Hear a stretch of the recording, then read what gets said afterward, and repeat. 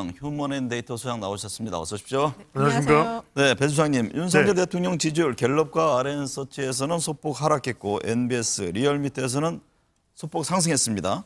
어떤 현안이 가장 영향을 줬습니까? 그래서 뭐 하락한 조사도 있고 상승한 조사도 있기 때문에 뭐 특정한 이슈가 일방적으로 또 영향을 미쳤다고 보기는 힘들 것 같고 대체로 이럴 때 이제 대통령의 지금 한 두어 달여 정도 이렇게 지지율 추세를 지금 그래프로 보시면 네. 뭐 조금 내려갔다가 약간 올라갈 때도 있고 정체돼 있을 때도 그렇고 그러니까 지금 현재는 큰 변화는 없다. 다만 이제 올라갈 때는 주로 지역적으로는 TK 지역과 PK 지역, 연령대로는 60대와 70대 이상 윤석열 대통령 지지 기반에서 더 결집한 현상이 있고요.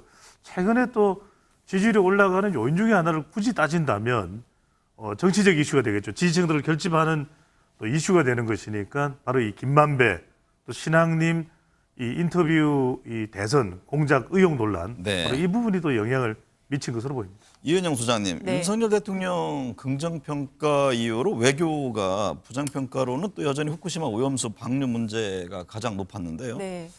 지난 인도 순방 등은 좀 반영이 됐습니까? 왜냐하면 이제 인도를 이제 방문하는 거에 대해서 우리나라 국민들은 좀 긍정적으로 평가를 많이 하는 것 같아요. 인구가 네. 많고 장제력이 있는 나라다 보니까. 근데 이번에 좀 순방 평가가 대통령 지지율 흐름을 보면 그렇게 반영된 것 같지 않은데 일단은 그 우크라이나 3조 지원에 대한 내용이 이 순방의 효과를 좀 긍정적으로 가져가기보다는 부정적으로 가져간 영향이 있고요. 그 다음에 그 북러 정상회담이 또 부정적으로 영향을 많이 미쳤던 것 같아요. 그래서 이 지지층, 대통령 지지층이 이제 외교 분야에 대해서 긍정적인 응답이 좀 높게 나온 게 이 북러 정상회담에 대한 뭐랄까요, 약간의 그 우려감이 좀 작동이 돼서 네. 이쪽으로 좀 많이 나타난 것이 아닌가 싶습니다.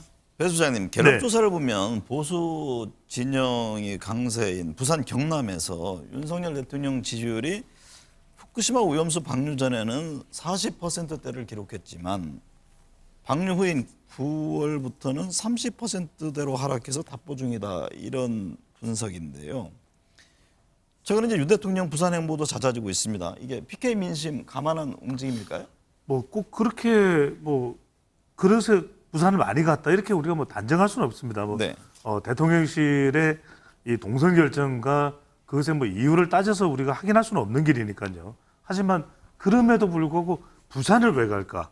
다른 지역보다도 대통령 지지 기반 중에서 경제적 영향을 많이 받는 곳이 부산입니다. 네. 그러니까 후쿠시마 오염 선거에서도 중요하죠. 부산 네, 중요한데 이제 인구도 많고. 그렇죠. 이제 부산 같은 경우에는 후쿠시마 오염수의 영향도 있을 수 있고 다른 영향도 있을 수 있고 네. 또 하나는 방금 전에 아세안 또 인도 순방도 이 부산 엑스포를 유치하기 위한 그런 대통령의 일련의 노력도 있거든요. 네. 근데 흥미로운 건 여러분들 부산이 왜 그럴까? 바로 이 포인트입니다. 지난 대선에서 어떤 분석에서는 서울에서 윤석열 대통령이 많이 득표하면서 대선에서 승리할 수 있다 이렇게 하지만 PK 지역이 지난 대선에서 상당히 중요한 역할을 했습니다. 왜? 2017년 대선에서는 부산에서 가장 많이 득표를 했던 후보가 문재인 후보였거든요. 홍준표 후보가 아니라. 그래서 이번의 경우에는 지난해 대선에서는 윤석열 후보가 PK 지역에서 가장 많이 득표했다. 그렇다면 역시 마찬가지로 국정 운영도 그렇고 내년 총선을 봐도 상당히 중요한 지역이 될 수밖에 없기 때문에 그만큼 신경을 쓰고 있다고 봐야 되겠죠. 네. 갤럽 조사를 보면요. 네. 윤석열 대통령 지지율이 전주 대비 소폭 하락했고 네. 국민의힘과 민주당 지지율도 소폭 하락을 했습니다. 네. 그러니까 민주당 입장에서 어떤 반사 이익이 없었던 건가요? 그러니까 전체적으로 보면은 대통령은 이제 순방 기간이었고 그 다음에 그 이재명 야당의 대표는 또 단식 기간 중이어서 각자의 길을 가면서 지지율에 정체되는 그런 모습을 보였다고 좀 정리할 수 있는데 그런데 이제 그 세부 지표로 들어가면 변화는 좀 있었어요. 네. 그 대통령 지지율과 관련해서 60대, 70대가 굉장히 큰 폭으로 좀 하락을 했고요. 또 서울 지역이 지지율이 지금 대통령 긍정평가 27% 나왔거든요. 네. 중도층은 20%가 나와서 지금 이 보수 정체성 논란이 이 내부의 세부 지표상에서는 큰 폭의 어떤 보수층의 하락을 가져왔다. 그리고 중도층도 하락하는 그런 흐름을 가져왔다. 이렇게 정리할 수 있겠습니다. 배 수장님, 지금 네. 오랫동안 저희들이 이제 여론 분석을 하는데 거의 양진역에 고착화되어 있는 지지층은 우리가 읽을 수가 있습니다. 그렇습니다. 중도층의 움직임이 어떻게 될 것이냐 관심인데 정당 지지를 보면 무당층 비율이 여전히 30%대로 높습니다. 이 높은 무당층 비율이 내년 총선에는 어떤 영향을 줄까요? 그 결정을 짓는 승부처가 이 무당층이라고 봐야 되겠죠. 네. 왜 무당층이냐면은 지지하는 정당이 없다는 것인데 이들 비율이 높은 이유는 뭐냐면은 기존 정당에 대한 대실망입니다. 그러니까 이제 지지하는 정당이 없다니 이 무당층은 투표하러 가지 않을 수도 있습니다. 네. 하지만 또 한편으로는 아이고 내 한 표가 소중한데 내 한 표를 통해서 자기 국회의 지형이 결정되는데 이렇게 생각하면 또 투표하러 간단 말입니다. 그러면은 절반 정도로 생각하면 약 15%가 될 것이고 투표하러 가는 이 유권자가 그러면 이 15% 중에서 무당층 중에서 누가 한 절반을 가져오느냐 이게 사실은 내년 총선 결과를 좌우한다고 보면 됩니다. 그런데 이들이 누구냐 하면은 이 무당층이 누구냐면 중도층 또 수도권 그다음에 청년층이거든요. 그래서 우리가 내년 선거는 중수층이다. 근데 제가 네. 이제 그 질문을 드리는 게 중도층이라는 보통 표현을 하지 않습니까? 그렇습니다. 그런데 한편에서는 뭘 어느 쪽을 대상으로 하는지는 모르겠습니다만 이게 소위 이제 무당으로 분류되는 분들이 일종의 침묵의 분노층 아니냐 이런 해석들이 있어요. 그렇죠. 그래서 지금 보면은 특히 이제 침묵의 분노라는 것은 현 정권에 대한 분노 성격이 있죠. 그래서 우리가 모르죠. 여야 어느 쪽인지 모르죠. 그렇죠. 물론 그럴 수는 네. 있습니다만 우리가 약간의 성격을 좀 또 뒤집어 놓고 보면은 대통령의 긍정보다는 부정 평가가 더 많거든요. 네. 그래서 말씀드렸던 대로 더불어민주당의 과제는 이들 무당층 중에서 이 분노층을 얼마나 끌어내느냐 네. 이게 핵심이고 또 한편으로 국민의힘의 과제는 분노층은 좀 가라앉히고 오히려 지금 중도 보수인데 국민의힘에 또 정권에 힘을 실어줄까 말까 또 고민하는 또 유권자층이 있거든요. 이들도 무당층입니다. 네. 이들을 얼마나 가져올 건가가 중요한데 제가 그래서 대체로 보면 이게 지금 한 7%의 싸움이다. 왜? 네. 아무리 차이가 나도 7% 이상 차이 나긴 힘들거든요. 1, 2위 후보가. 그러면 7%의 이 표를 누가 어느 정당이 더 많이 가져오냐가 핵심이라고 봐야 돼요. 이은영 소장님, 네. 이 높은 무당층 비율, 수치로 나타나는 이 무당층 비율이 내년 총선까지 이어질까요? 아니면 점차형 진영으로다가 분류가 될까요? 무당파층은요, 이제 선거가 가까워지면은 이합 집산을 다시 시작을 합니다. 네. 특히 이제 지금 그 이재명 대표 단식 이제 종료가 되는 시점 이후에 추석 연휴 지나고 나서부터는 선거 국면으로 이제 전환이 되거든요. 무당파층도 이동을 하는데 제가 보기에 전체가 다 이동한다기보다는 무당파 지금 한 30% 정도 중에서 한 절반 정도는 방향성을 가지고 가는데 그것이 국민의힘보다는 민주당으로 가는 방향성이 조금 더 강한 것으로 지금 좀 데이터상에는 나타나고 있습니다. 네. 윤 대통령이 국방부, 문체부, 여가부 세 개 부처 개각 단행했습니다. 네. 지금 신원식 의원이 국방부 장관 후보자, 문체부에는 유인촌 전 장관이죠. 여성가족부 장관에는 김행 전 비대위원이 지명됐는데 민주당 뭐 반발했습니다. 예, 당연히 여론은 어떻게 나타납니까? 민주당의 반발만큼 지금 여론도 이번 그 개각에 대해서 평가가 좋지 않은 것 같아요. 왜냐하면 이제 대통령이 계속 그 정치적 중립을 지켜야 할 내각의 장관들에게 좀 싸우라는 요구를 계속 하는 상황에서 이번에 이제 3명의 개각이 있었는데 이 김행 장관 후보자나 유인촌 장관 후보자 모두 굉장히 그 이전 정부에서 쓰임을 받았던 사람들이어서 퇴행하는 개각 같은 모습을 보여줄 뿐만 아니라 이 두 분이 또 이제 그 경쟁을 할 수가 있습니다. 이 막말에 경쟁을 할 수가 있기 때문에 그런 부분에 대한 또 걱정도 많은 상황이고, 국방부 장관은 사실 국방부 라인이 전면적으로 지금 교체되는 그러한 개각이었거든요. 이게 그 상반기에 외교 라인 교체된 것과 같은 그런 그 안보 라인의 교체여서 더구나 지금 북러 그 정상회담 이어지는 상황에서 이 전체적인 교체에 대한 걱정이 지금 많아서 개각에 대해서는 평가가 좀 안 좋은 것 같습니다. 배종찬 소장님, 네. 이번 2차 개각이 향후 윤석열 대통령 각 정당 정치권 지지율에 영향을 줄까요?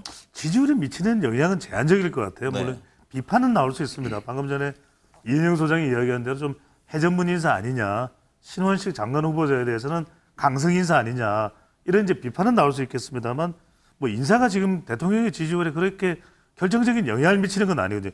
비판은 있지만 부정적인 인식은 있을 수 있지만 지지율의 지표에 미치는 영향은 제한적일 걸로 보이는 게 뭐 선반영되어 있는 것도 있을 거고 이미 그동안 윤석열 대통령이 해왔던 인사 스타일과 뭐 크게 차이나지 않는 것으로 또 그렇게 또 인식하고 평가하기 때문에 다소 이제 부담되는 인식은 있다 하더라도 지표의 지지율에 미치는 영향은 거의 없는, 크게 없는 네. 것으로 보입니다.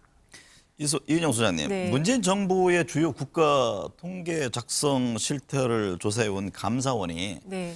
이 집값 등 수년간 통계 조작이 있다면서 전 정부 고위직 22명을 검찰에 수사 요청했습니다. 네. 이에 대해서 문재인 정부 인사들 민주당 이게 조작 감사다 이런 반박인데요. 이 문제는 정치권에 어떤 영향을 줄까요? 그러니까 좀 전에 그 전재수 의원께서 이 감사원이 왜 조작 감사라고 민주당에서 지금 이렇게 이야기를 하는지에 대한 그 과정을 좀 설명을 해주셨는데요. 네. 사실은 이게 지금 정권 2년 차에 들어서 전 정부에 대한 그 22명, 특히 이번에는 그 정책 라인에 4명의 실장들이 다 들어가 있어요. 그래서 네. 지금 이 시기에 이렇게 수사를 다시 22명씩 대규모로 하는 것이 적정한 것이냐. 그리고 그 문재인 대통령 SNS에 대해서 그것에 대한 반박을 했는데 현실 정치에 전 대통령을 다시 또 끌어들이는 것이 맞느냐. 지금 대통령실의 반응이 더 걱정스럽습니다. 왜냐하면 이게 분식 통계다. 그리고 회계 조작을 이대로 내버려두면 우리도 공범이 된다. 이렇게 이야기를 해서 대통령실의 반응이 좀 더 격앙되고 이거를 더 아주 수사를 강하게 하겠다라는 의지를 표명하고 있어서 네. 이게 그 하반기에 경제도 어려운데 좀 국민들이 볼 때는 상당히 걱정스러운 대목이다. 이렇게 볼 수 있을 것 같아요. 배 소장님, 네. 감사원의 문재인 정부 통계 조작 의혹에 대한 여론의 반응은 어떻게 나타나고 있습니까? 뭐 당장 이제 여론조사 결과가 있는 건 아닙니다. 그런데 이제 데이터상으로 보면은 이렇게 우리가 유추해서 분석을 해볼 수는 있을 것 같아요. 이건 민주당에 좀 부담이 될 것 같아요. 왜 그러냐면 이게 부동산 관련이거든요. 그러니까 네. 부동산 관련이 문재인 정부에서 아주 성공적이었다면 뭐 무관할 텐데 또 그리고 계속 지적이 되어 왔던 것이 뭔가 왜 이렇게 자꾸 부동산 정책이 삐그덕대느냐 그 부분에 대해서 지적을 받아왔고 실제로 수도권 특히 이제 서울의 여론이 안 좋았거든요. 네. 그게 대통령 선거까지 영향을 줬다라는 것이 중론이기 때문에 이것 자체가 일단 이제 이걸 뭐 덜쳐내고 말고 이런 문제는 다른 정치적 사안일 테고 유권자들에게는 일단 이제 이 지표가 그래? 그랬단 말이야? 이런 어떤 체감했던 그런 영향을 받을 수 있기 때문에 특히 서울, 경기, 인천 또는 이제 30대, 40대는 집장만 하는 데서 상당히 어려움을 겪었던 그런 또 연령대거든요. 이들에게는 좀 영향을 줄 수, 민주당에 부담이 되는 영향을 줄 수 있을 것 같아요. 이은영 소장님, 네. 이재명 대표의 단식이 18일째입니다. 여론조사 기간마다 민주당 지지율이 다르게 나타나고 있는데 단식 이후에 민주당 지지율 흐름은 어떻게 보고 있습니까? 일단은 지난주에도 우리가 살펴본 것처럼 그 단식, 이재명 대표 단식 이후에 민주당의 지지율이 상당히 큰 폭으로 상승을 했거든요. 그래서 이것이 좀 이어져 나갈, 유지될 흐름을 좀 보이는 것으로 좀 나타나고 있고요. 그리고 조원 C&I 여론조사를 보면은 이 대표에 대한 단식이 적절하다가 47%, 적절하지 않다가 49%가 나왔는데 네. 요거를 이 조원 C&I 정당 지지율과 이렇게 매칭해서 비교를 해보면 민주당 지지율은 45.5, 국민의힘은 37.0이 나왔어요. 그래서 이 민주당의 정당 지지율이 이 적절하다는 거와는 유지가 되는 선인데 국민의힘 정당 지지율이 부적절하다는 이 49%를 지금 받아안지 못하고 있는 상황이어서 그래서 이 지금 여당의 대응이 좀 적절하지 않다고 지금 보고 있는 거 아닌가. 왜냐하면 단식에 대해서 이제 좀 가서 좀 위로의 말도 하고 약간 통합과 화해의 어떤 그런 제스처를 취해야 되는데 이번 대통령 부정평가 안 해도 그 통합이나 협치가 부족하다는 게 3% 나왔거든요. 그래서 그런 흐름 속에서는 오히려 여당이 이 국면에서 좀 역할을 제대로 못하고 있다 이렇게 평가할 수 있을 것 같아요. 배종찬 소장님, 네. 이제 18일 되니까 건강 등 여러 이제 우려들도 나오는데 김기현 대표가 단식을 중단하고 여야 대표회담을 하자 이런 네. 제안을 했습니다. 근데 민주당은 뭐 단식장에 오지 않고 어떤 순수성 이런 부분에 대한 의구심을 제기하고 있는 상황인데 단식 전국 문제는 어떻게 풀어가야 할까요? 좀 더 적극적으로 풀어야 될 것 같아요. 왜냐하면 네. 결국은 단식이든 아니면은 국민의힘에서 호응하지 않는 것이든 국민을 위한 방향인지를 모르겠어요. 그렇다면은 방금 전에 이은영 소장이 잘 분석을 했지만 이재명 대표의 단식이 내부 결집을 하는 데는 상당히 효과가 있습니다. 그런데 갤럽 조사나 MBS 4개 여론조사기관, K-스테이트 리서치를 4개 여론조사기관이 하는 조사를 보면은 지지율에 별 진전이 없어요. 그리고 지지율이 조금 결속이 됐다가 외연 확장까지 되는 건 아니거든요. 네. 그 이야기는 뭐냐면 단식이 가져오는 효과도 결국 내부 결속 정도의 제한적이다라는 상황이라면 좀 김기현 대표도 이런 걸 SNS 할 게 아니라 직접 찾아가는 거죠. 네. 찾아가서 이 대표 건강을 해칩니다. 우리 얼른 건강 회복해서 민생 연합 논의합시다. 이렇게 왜 찾아가지 않고 있다고 보세요? 저는 이걸 또 적극적으로 윤석열 대통령도 좀 권유했으면 좋겠는데 네. 아마 대통령의 의중이 없는 거 아닌가. 대통령이 만약에 그런 의중이 있다면 김기현 대표가 아니라 이진복 정부수석이라도 갔을 것 같은데. 네. 근데 뭐 이렇게 뭐 이재명 대표를 좋고 안 좋아하고를 떠나서 또 단식에 대해서 마음이 들고 안 들고를 떠나서 이럴 때 오히려 김기현 대표가 당 대표라서 좀 더 독자적인 자기 판단을 하는 것도 필요할 것 같아요. 가서 네. 그렇게 하면은 오히려 명분도 서거든요. 그러면 이재명 대표도 더 오래는 단식을 하기가 힘들 겁니다. 근데 지금의 이재명 대표의 단식은 쓰러질 때까지 하겠다. 이런 상황이면 곤란한 것이거든요. 그래서 김기현 대표도 더 적극적으로 하고 이재명 대표도 뭐 일각에서는 문재인 전 대통령이 찾아가서 단식을 만료해야 된다. 이렇게 되면 윤명 대첩에서 또 윤문 대첩으로 번집니다. 그래서 오히려 이럴 때 서로가 더 여야가 적극적으로 나가서 뭔가 이걸 일단락시키고 좀 더 서로 상생할 수 있는 민생을 위해서 만드는 것이 필요한 것이죠. 이은영 소장님, 네. 민주당 어제 비상의원총회를 갖고 한덕수 국무총리 해임 건의안을 제출하겠다고 밝혔습니다. 네. 국민의힘은 상상하기 힘든 일이다라면서 반발하고 있는데요. 이게 하나의 어떤 그 새로운 변화의 계기가 될 것으로 보세요? 아니면 더 격화될 것으로 보세요? 일단은 이제 그 이재명 대표 단식이 당내 지지층의 결집과 함께 당내 의원들의 결집도 가져왔어요. 그래서 그 결과의 내용물로서 어저께 이제 국무총리 해임안과 함께 5가지 결의를 했거든요.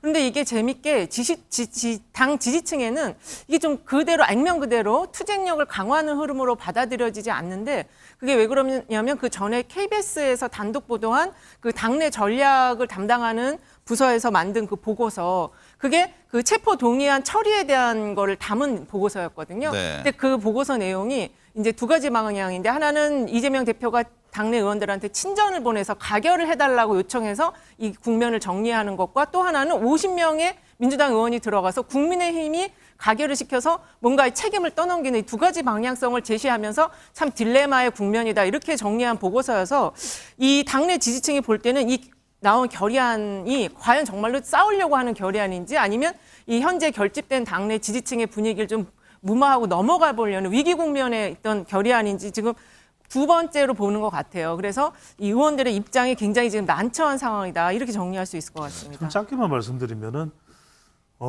지금 더불어민주당이 상당히 이 윤석열 정부에 대해서 뭐 격노하고 있고 격분하고 있는 정서로 읽힙니다. 근데 그렇다고 해서 뭐 해임 건의안을 국무총리 해임 건의안을 제출한다든지 또 최근에 이제 이종섭 장관 같은 경우에도 탄핵을 발의하려다가 이제 물러났기 때문에 사퇴를 하는 것으로 돼 있기 때문에 이제 멈췄는데 조금 선택과 집중을 할 필요가 있을 것 같아요. 너무 이게 많으면 국민 여론도 이게 뭐 너무 이게 뭔가 많이 나오고 특검법도 많이 나오고 이제 필요한 건 해야 되겠죠. 네. 근데 이게 저는 좀 선택과 집중. 한덕수 국무총리 해임 건의안 이게 그럼 한덕수 총리 해임 건의에서 얻을 수 있는 정치적인 효과는 뭔가 이렇게 생각해 보면 오히려 이럴 때일수록 더불어민주당은 어떤 선택과 어디에 좀 집중을 해야 될지 이걸 더 판단을 하는 게 좀 필요할 것 같아요. 김기현 대표가 최근 후쿠시마 오염수 방류의 우려를 나타낸 가수 재벌인 멤버 김윤아 씨죠? 저격했습니다. 네, 그렇습니다. 자우림. 이를 두고서 한 주간 논란이 이어졌는데 여론은 어떻게 나타나고 있습니까? 뭐 여론조사 결과가 있지는 않습니다. 그런데 뭐 빅데이터 상으로 보나 이런 발언 자체가 상당히 부적절한 것이죠. 왜 그러냐면은 그냥 상호 존중하면 될 일입니다. 네. 그리고 자우림 김윤아 씨가 소속되어 있는 이 자우림의 소속사에서도 환경 문제에 대해서도 또 이야기를 한 것이다. 또 한편으로는 김윤아 씨가 어떤 개념 연예인이다 이런 걸 가지고서 뭐 발언을 했더라도 그냥 그대로 뭐 존중하면 되는 거죠. 아니면 또 다른 생각을 가질 수도 있는 거고. 최근에 마찬가지로 대장금의 이영애 배우는 이승만 기념관에 또 기부금을 낸다고 하지 않습니까? 그건 또 그대로 존중하면 됩니다. 네. 그런 의견이 있구나. 이렇게 생각하면 되는데 이걸 정치 쟁점화해 버리면은 이걸 바라보는 젊은 세대들, MZ 세대, 또 무당층, 중도층, 수도권표 다 달아나요. 굳이 이럴 필요 없습니다. 그래서 드리는 말씀이 뭐냐면 이건 지금 이런 연예인들의 발언에 대해서 정치적으로 접근을 하면 국민의힘 내부에서도 이야기하는 대로 저는 이런 평가를 하고 싶습니다. 부끄럽고 선 넘는 일이다. 네. 국민의힘 본격적인 총선 모드에 나서고 있습니다. 김기현 대표 박근혜 전 대통령 사저 방문했고 네. 또 용산 대통령실 참모 출마 얘기도 나오잖아요. 네, 어떻게 그렇습니다. 보고 계세요? 일단은 그 지금 앞타임에서도 얘기한 것처럼 그 보수 빅테크론에 근거해서 김기현 대표가 박 전 대통령 방문을 했는데 네. 이게 이제 방문한 이유는 역시 TK, PK 다 지금 흔들리고 있기 때문에 그 대통령 그 일정의 행보도 지금 부산 부울경 지역을 계속 방문을 하잖아요. 지금 그 특히 그 의원들이 있는 단톡방에서 그 이철규 사무총장이 용산하고 이 후보를 교체하는 내년 총선에 나올 사람들의 명단을 주고받은 적은 없다 이렇게 얘기했다는데 오히려 이런 말들이 또 분란을 크게 가져오고 있고 그리고 용산 참모들의 그 출마에 대해서 용산 대통령 입장은 좋다 나가는 것에 도움을 주겠다라고 했지만 실제로 나가려는 사람들이 얼마나 있는지 지금 대통령 지지율이 낮은 상황에서 수도권에서는 나가려는 사람이 없을 겁니다. 다만 그 부울경 지역과 영남권 지역에는 나갈 사람이 있는데 그 안에서도 지지율이 지금 흔들리다 보니까 이런 이제 빅데이터론 같은 게 나오는 것 같습니다. 네. 배 주장님은 네. 저 용산 참모들 움직임 어떻게 보고 계세요? 뭐 대거 차출되겠죠. 대거 네. 차출되는 그런 흐름이고 이제 시점에 따라서 언제 먼저 나가는 사람이 있고 좀 나중에 나가는 사람이 있고 국정감사까지 수행을 하고 이제 나가는 그런 이제 비서관들이 있는데 참모들이 있는데 뭐 이제 차출된다라는 것은 그만큼 이제 자격과 조건을 갖춰야 되겠죠. 네. 얼마만큼의 역량이 있는지 또 그리고 기존에 그 지역에 있는 현직 의원도 있을 테고 위원장도 있을 테거든요. 네. 그들하고 얼마나 잘 경쟁할 수 있는지 또 하나 중요한 것은 늘 우리가 강조하는 거지만 공천에는 제발 좀 여성과 청년 세대들이 좀 많이 공천될 수 있도록 네. 그런 배려가 또 필요해 보입니다. 이번 한 주는 어떤 점 특히 눈여겨봐야 할까요? 그러니까 아무래도 그 이재명 대표 단식이 다음 주에 좀 마무리가 될 수 있지 아니면 좀 더 이어갈지 이게 굉장히 중요한 기점이 될 것 같아요. 네. 배 주장님은요? 윤석열 대통령 이제 유엔 총회 연설이 예정돼 있거든요. 여기서 이제 상당히 러시아와도 좀 각을 세울 수도 있다는 이야기가 나오는데 과연 이게 우리 안보에는 또 어떤 영향을 미치는지 좀 봐야 될 거고 일본 후쿠시마 오염수 이슈도 계속해서 전개되고 있기 때문에 이 부분의 영향도 좀 한 주간 살펴봐야겠습니다. 네.